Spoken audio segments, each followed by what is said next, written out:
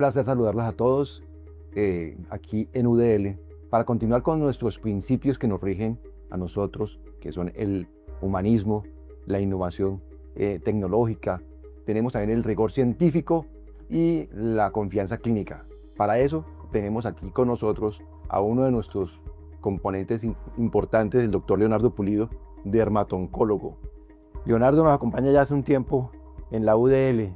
Leonardo es dermatólogo, formado ¿en qué universidad, Leonardo? Gracias, Hernán. Yo soy médico general de la Universidad Javeriana. Me gradué en el año 1982, dermatólogo de la Universidad Nacional en el 90, dermatooncólogo de la Universidad Javeriana nuevamente hace unos 15 años más o menos. Y especialista en educación para profesionales de la salud hace aproximadamente unos 5 años. Leonardo es muy modesto, el doctor Leonardo Pulido es muy modesto porque él además también trabajó en el cancerológico en Bogotá. Yo parte del equipo de profesionales de oncología y fue parte también de la dirección. Él coordinó el servicio de dermatología en el cancerológico. Eso lo hizo durante muchos años. Yo participé del grupo de dermatología oncológica de la clínica de piel del instituto aproximadamente unos 15 años. Me pensioné hace 2 años, pero cuando terminé estaba coordinando el servicio, sí señor. Entonces para UDL es un placer tenerlo a él, un placer y aumenta lo que nuestros principios que son de rigor científico e innovación, ¿cierto? Porque con él complementamos nuestro trabajo en la parte importante, fundamental en la dermatología, que es la oncología, ¿sí? La oncología hace parte esencial de nuestra especialidad.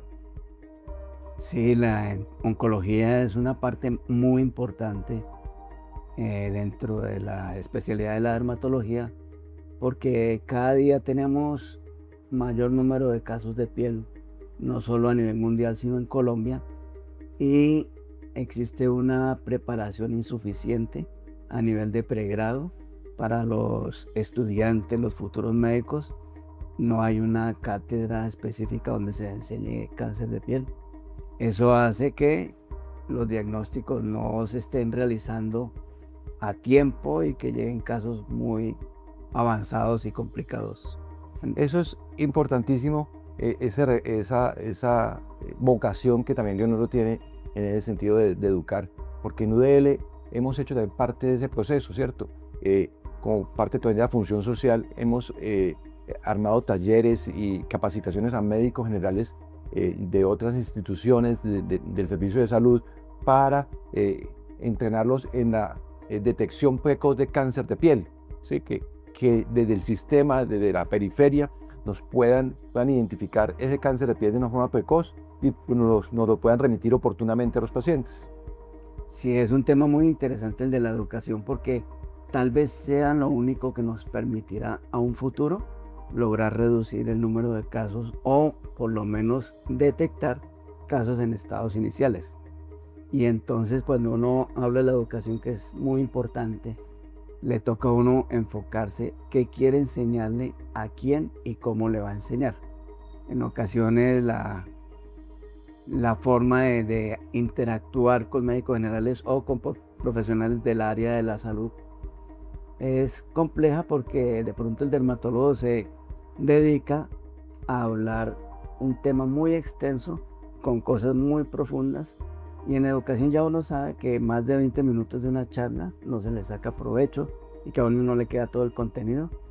Entonces lo que tratamos en estas charlas acá en UDL con los médicos generales es impactar básicamente en el conocimiento básico del cáncer, para que ellos en su práctica puedan hacer detección precoz de los casos, o por lo menos que le llamen la atención ciertas lesiones para poderlos remitir a un dermatólogo de manera precoz y que se hagan tratamientos oportunos. También como parte de la función social de UDL, hemos realizado tamizajes de cáncer de piel en poblaciones que son vulnerables, en poblaciones que están muy expuestas al sol. Entonces, como parte también de esa educación, educar la población que está expuesta al sol. Eso lo hacemos también en UDL educamos a la población expuesta al sol y vamos en busca de casos de cáncer en esa población que a veces no tiene la facilidad para llegar al servicio dermatológico. Entonces vamos directamente a esa población e intentamos buscar esos cánceres en sus fases iniciales, y eso es la importancia de poder detectar el cáncer de una manera precoz. Sí, Hernán, es muy importante ese dato que nos comentas porque hay poblaciones o grupos de poblaciones que por estar expuestos de manera crónica a la radiación solar, pues tienen mayor riesgo de desarrollar cáncer de piel. Y en eso pues podemos incluir, por ejemplo, nuestros soldados de las fuerzas militares, los obreros, las personas que trabajan al aire, construcción, los pescadores, los campesinos que tienen que trabajar al aire libre, están expuestos, los que cultivan la tierra. Bueno, son grupos de poblaciones grandes que son por su actividad laboral expuestos a mucha cantidad de radiación, y en ellos también debemos enfocar nuestra atención para poder hacer una detección y un tamizaje oportuno. Sí, el cáncer de piel diagnosticado oportunamente y manejado oportunamente tiene un pronóstico mucho mejor. La importancia que tiene el cáncer de piel en la salud en general. El cáncer de piel es el cáncer más prevalente de todos los cánceres del cuerpo humano, ¿cierto? Es el principal cáncer, y eso cobra importancia desde el punto de vista de salud pública, ¿sí? Porque impacta bastante en la calidad de vida de las personas, impacta también en la mortalidad, impacta en los servicios de salud, impacta también de forma en la economía del país. Los datos estadísticos son importantísimos porque nos muestran cómo ese cáncer de piel es que influye en la salud en general.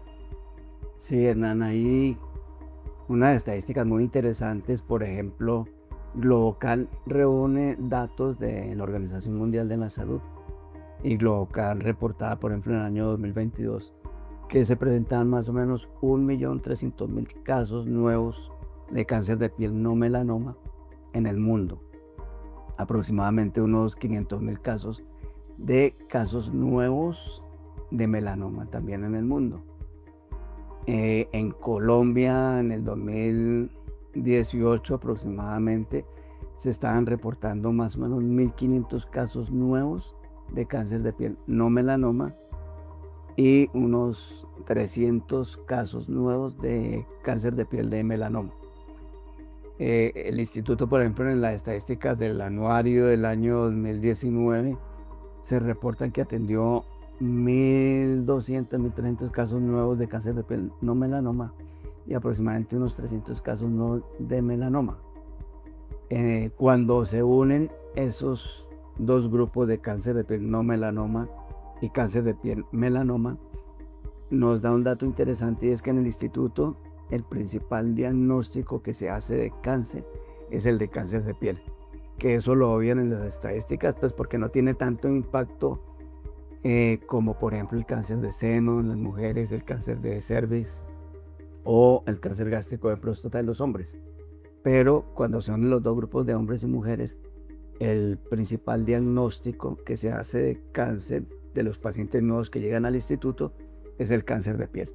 Entonces eso nos da una idea más o menos aproximada de la magnitud del problema, y en realidad pues hasta hace muy poco entidades como esta, la UDL, le están prestando atención y están fortaleciendo el conocimiento y llamando la atención de la población sobre este tema. Es también importante comenzar por hablar también que hay entidades que predisponen al cáncer, o entidades que conducen a cáncer de piel, como es las queratosis actínicas.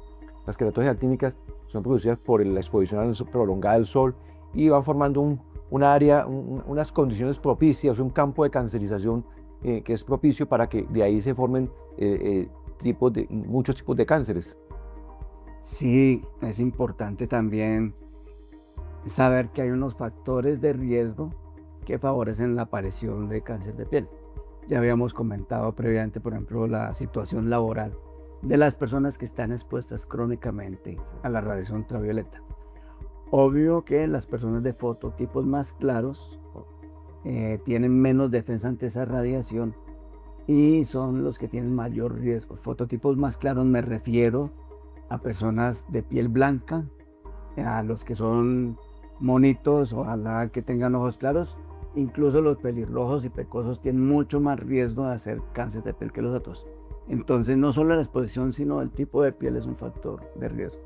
La herencia también. Hoy en día sabemos que, por ejemplo, uno de los principales factores para desarrollar melanoma es haber tenido un familiar con melanoma. Entonces, todas aquellas personas que se les diagnostique melanoma deberían llamar la atención a sus familiares más de primer grado de consanguinidad para que se estén en un chequeo constante para poder prevenir. Fuera de eso, pues también ya hay otras cosas extremas como lo que son las enfermedades genéticas que predisponen a que una persona desde épocas tempranas de la vida empiece a desarrollar cáncer de piel. Las queratosis actínicas sí definitivamente es un factor que ya se ha estudiado aquí en el país, se asocia mucho con el cáncer de piel.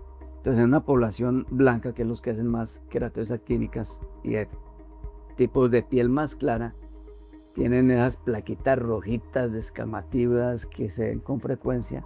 Esas son queratosis actínicas y entre más queratosis actínicas tenga una persona, más riesgo tiene de desarrollar cáncer de piel. Ahora, un dato importante que no se nos olvide y que ya que vamos a impactar de alguna manera a una población es la quemadura solar aguda. Todas esas personas que se van a la playa o acá al río o allá a los termales y se exponen al mediodía y se pegan unas quemadas en el cual la piel se pone completamente roja, incluso puede haber ampollamiento. Son personas que están invirtiendo a un cáncer de piel de tipo melanoma a un futuro. Sobre todo en la infancia, ¿no? Esos datos están ya revelados estadísticamente, cómo impacta esas quemaduras solares en la infancia en la posibilidad de desarrollar melanoma en la edad adulta. Y no debemos pasar la oportunidad para mencionar las cámaras de bronceo. Y definitivamente ese es otro factor de riesgo al tratar de broncearse las malas y la exposición a una radiación en una cámara de bronceo. Es un factor también importante para el desarrollo del cáncer de piel. Otras cosas, por ejemplo, pacientes que han sido tratados con radioterapia deben ser también seguidos durante 20-30 años porque la radioterapia es otro factor en la piel que puede generar cierto tipo de tumores. Entonces, para dar claridad a todas las personas que nos escuchan y nos ven, tenemos las queratosis actínicas, que son unas lesiones que pueden ser alerta para la formación de cáncer de piel. Tenemos los cánceres de piel no melanoma, que son los que hemos insistido mucho, que son el carcinoma vasocelular y el espinocelular. Tenemos además el melanoma, que tiene una implicación diferente y una implicación también que pone en riesgo la vida del paciente porque tiene altas tasas también de mortalidad. Y tenemos otros tipos de cánceres de piel, ¿cierto? Que también deben estar alerta y que a veces son difíciles de diagnosticar esos otros diferentes tipos de cánceres de piel. Sí, digamos que el cáncer de piel más frecuente es el no melanoma, que hay dos grupos, que uno se llama vasocelular, el otro escamocelular, y luego tenemos el melanoma. El melanoma, la importancia que no es tan frecuente, es el que puede poner en riesgo la vida de los pacientes. Un melanoma diagnosticado de manera tardía puede impactar en la sobrevida de los pacientes a 5 años. A medida que un melanoma se va profundizando en la piel, el riesgo de hacer metástasis y que los pacientes puedan tener consecuencias por esto es muy importante. El carcinoma vasocelular en realidad no mata, pero como dice la gente popularmente, no mata pero envaina si no se hace a tiempo. ¿Por qué? Porque un carcinoma vasocelular es un tumor que va creciendo y destruyendo el tejido localmente, y si no se diagnostica y se trata a tiempo, es un tumor que después requiere unos tratamientos muy complejos desde el punto de vista quirúrgico o de radioterapia o de terapias más avanzadas para poderlo controlar. Y el escamocelular, que es el que sigue en frecuencia después del vasocelular y es más frecuente que el melanoma, también si ese no se diagnostica a tiempo y no se hacen tratamientos efectivos, el escamo celular también puede poner en riesgo la vida de los pacientes. Sí. Una forma importante de prevenir el surgimiento de melanoma es vigilar y consultar al dermatólogo para vigilar los lunares del paciente, hacerse revisar los lunares, si hay lunares que tienen cambios, hay una A, B, C, D, E de los lunares. Entonces es importante eso, que el paciente sepa eso y que consulte al dermatólogo para esto. Sí, los lunares es un factor de riesgo, sobre todo cuando un paciente tiene más de 50 o 100 lunares en toda la superficie corporal. Es un paciente que tiene el riesgo de desarrollar melanoma, no sobre los lunares, sino en otras partes del cuerpo. Entonces, el hecho de que yo venga con 50 o más lunares es algo que me obliga a acudir a consulta con dermatología. Y hoy en día contamos con una herramienta muy importante, que es el mapeo corporal. El mapeo corporal es una técnica en el cual se utilizan computadores, software y equipos que amplían las imágenes de los lunares o de las manchas de la piel y nos permite hacer seguimiento y detectar cambios mínimos que sugieran que el paciente pueda estar desarrollando un melanoma. Es muy importante que esas personas que tengan antecedentes familiares de melanoma, que tengan también muchas queratosis actínicas, que tengan haber sido tratados ellos de melanoma o los lunares que mencionamos, puedan contar con este recurso diagnóstico que es muy valioso para poder detectar melanomas en estados iniciales. Sí, tenemos la fortuna de contar en UDL con uno de estos equipos de alta tecnología que evalúan, hacen un mapeo de todo el cuerpo, de toda la superficie corporal, las fotografías especiales digitalizadas, las suben a un software especializado para eso y las analizan mediante inteligencia artificial. Eso hace que el dermatólogo que está especializado en este tema llame la atención ciertas lesiones y las analice más a fondo, ese tipo de lesiones, y de esa forma pueda establecer un diagnóstico y una prevención más fácil. Hay unas indicaciones precisas, hay indicaciones especiales, ¿cierto?, de todo paciente con más de 50, 60 lunares, con los antecedentes de melanoma familiar, personales o familiares, exposición solar, que tienen esta indicación de hacerse este seguimiento. Esto nos ayuda para dos cosas. Primero, para una detección precoz, rápida en el momento, y también para una evaluación, poder comparar en el tiempo qué lunares han tenido cambios o qué lesiones nuevas han surgido en el tiempo y poder evaluarlas mucho más fácilmente. Y hay otro dato también que vale la pena que tengamos en cuenta, Hernán, son la aparición de manchas que los pacientes no tenían previamente y manchas que tienen características, lo que tú mencionabas acerca del ABC de las manchas, y básicamente se trata de manchas que sean irregulares, que no sean uniformes en sus diámetros y que tengan bastantes tonos de color, que tengan más de 3 colores, café, café oscuro, de pronto un rojito, un azulito. Esas son manchas que deben llamar la atención de los pacientes. Y no puedo dejar pasar sin hablar de las uñas, de las manos y los pies, porque en nuestro país un tipo de melanoma muy frecuente es el melanoma acral lentiginoso, lo llamamos así, es el que aparece en uñas, manos y pies. Y es muy importante que la persona que vea cambios en el pigmento de las uñas o aparición de manchas en las palmas o plantas, consulte, porque el melanoma de este tipo es el más frecuente en nuestro país y sobre todo en las poblaciones más vulnerables, por decirlo así, las personas más pobres, de escasos recursos, también por el factor cultural y esto contribuye a que no le preste atención, por ejemplo, a una mancha en una uña. Ah, no, fue que me chucé, me espiné, me pisaron, la bota de caucho que utilizo me está maltratando y por eso me salió, y se quedan con el concepto, y con el tiempo cuando llegan ya tienen un melanoma avanzado. Entonces es muy importante ese dato también. Lanzar una alerta, ¿cierto? Siempre es el surgimiento lunar, siempre en un adulto, en una uña, es de riesgo y es de evaluación casi que urgente, ¿no? Debe consultar al dermatólogo inmediatamente para evaluar el surgimiento de un lunar en uñas en la edad adulta, ¿cierto? Eso es importantísimo. Pero para que no anunciemos tanto a las personas, deben tener presente que generalmente es mayor de los 50 años.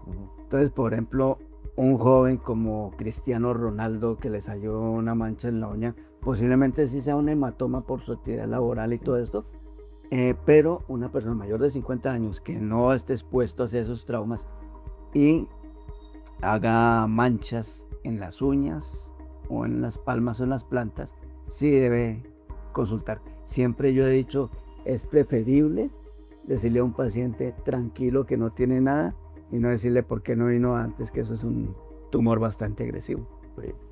Además, también en un tema de los lunares, ¿cierto? También tener presente que el melanoma también puede aparecer en mucosas, en los labios, en la lengua, en los genitales, en los labios mayores, menores de las mujeres, en el glande, en el prepucio de los hombres, ¿cierto? Entonces también tener precaución con eso y tener también eso en mente, también en las mucosas. Sí, señor.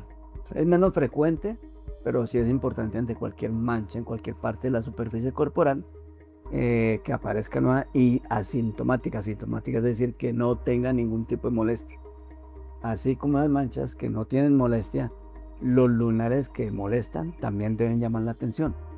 Un lunar que rasque, que sangre o que cambie de color o alguna cosa debe ser motivo también de consulta. Como parte de todo el proceso que hacemos en UDL, ¿cierto? También en las ayudas diagnósticas que también tenemos, también contamos con la ecografía de alta densidad, alta frecuencia, ¿sí? Esa ecografía de alta frecuencia asociada con un buen análisis, de hecho personal capacitado para eso, nos permiten en algunos momentos ayudarnos en el diagnóstico y delimitar las lesiones, ¿sí? Entonces es una ayuda importante que tenemos en UDL para complementar el manejo de los pacientes. Sí, la ecografía es un apoyo diagnóstico importante, pero no solo requiere de un equipo apropiado, sino de un profesional muy bien entrenado en eso. Afortunadamente nuestra compañera ecografista aquí es una persona excelente y nos permite apoyarnos en ella para poder delimitar los tumores, porque hay unos tumores que uno los ve, pero no puede detectar una extensión que llamamos subclínica que pueden tener, y con este recurso es posible poder delimitar muy bien los tumores. Después de que ya nosotros hemos visto los pacientes, lo hemos diagnosticado, hemos hecho la necesidad de la patología, la biopsia, muchos de esos tumores requieren cirugías especiales. Una de esas cirugías que hacemos ahí en UDL es la cirugía micrográfica de Mohs, desarrollada hace algunos años en el mundo y que tiene unas indicaciones precisas y que las guías internacionales exigen en cierto momento seguir esas guías para poder manejar los pacientes de una forma adecuada cuando existen las indicaciones.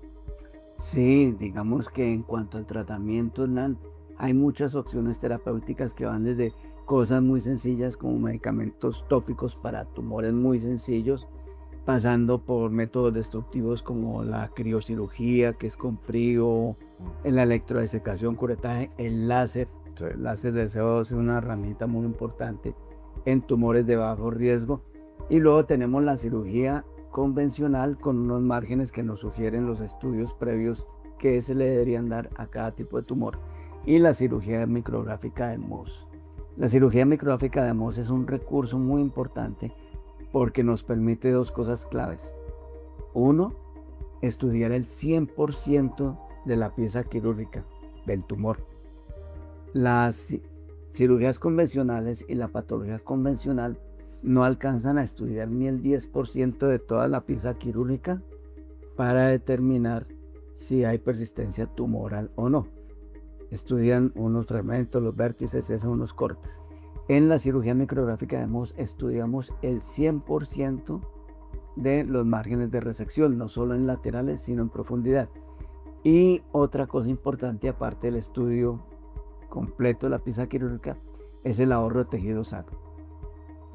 Los tumores de alto riesgo, carcinomas vasos, escamos sedulares que requieren cirugía micrográfica de Mohs, pueden tener unos márgenes de resección normalmente por cirugía convencional 6 o 8 milímetros dependiendo del riesgo.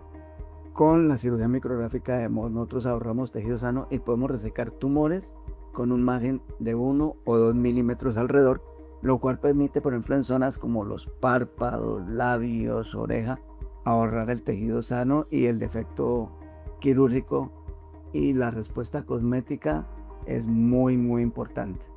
Entonces, eso es una ventaja importantísima, poder realizar una cirugía micrográfica de Mohs para los pacientes, ojalá de manera apropiada y con los recursos, porque como en todo, hay muchos cirujanos de Mohs titulados, así de la Fundación San José, por decir algo, que no cumplen los requisitos necesarios para poder ser habilitados o adquirir las competencias rigurosas que requiere este tipo de cirugía.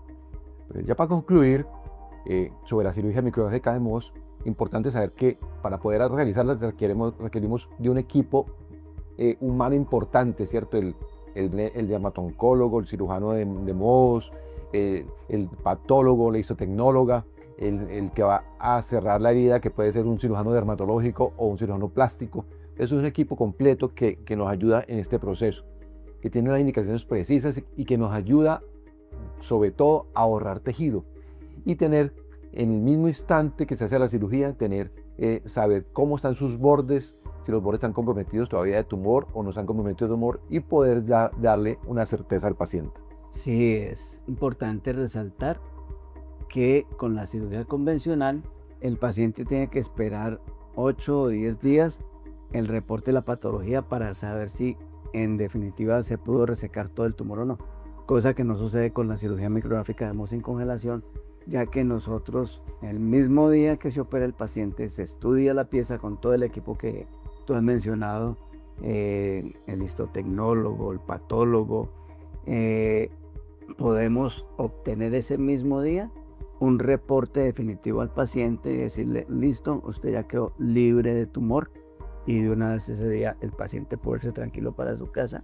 sin tener que esperar 8, 10, 15 días con la angustia de cómo me iría, si se resecó por completo o no se resecó. Eso es un valor adicional que tiene la cirugía de Mohs. Bueno, Leonardo, muchas gracias. Con Leonardo completamos nuestra conversación en el día de hoy, recalcando que en la UDL, con este ejemplo, nos mantenemos en el rigor científico, en la confianza clínica con nuestros pacientes, en la innovación y sobre todo en el humanismo. Doctor Pulido, muchas gracias por la presencia, muchas gracias a todos por acompañarnos y los esperamos hasta un nuevo capítulo. Muchas gracias, Hernán, y muchas gracias a todos.